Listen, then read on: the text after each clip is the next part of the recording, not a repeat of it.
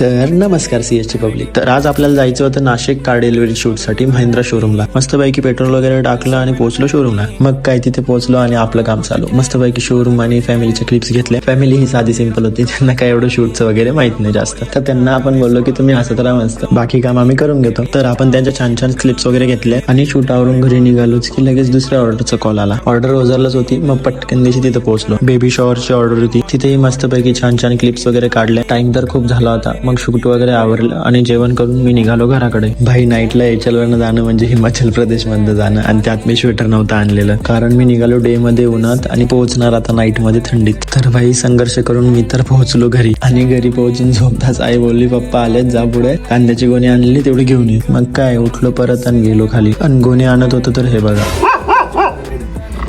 डॉगेश भाई तर on fire झाले हो. तर आजचा व्लॉग इथे सेंड करूया. आणि हा शूट केलेले व्हिडिओज कसे झाले बघायचे असेल तर या व्लॉगच्या आधीची व्हिडिओ बघा, भेटून जाईल. आजसाठी एवढंच. बाय बाय गाईज, मी पण गोणी ठेवतो, खूप जड झालेली. बाय.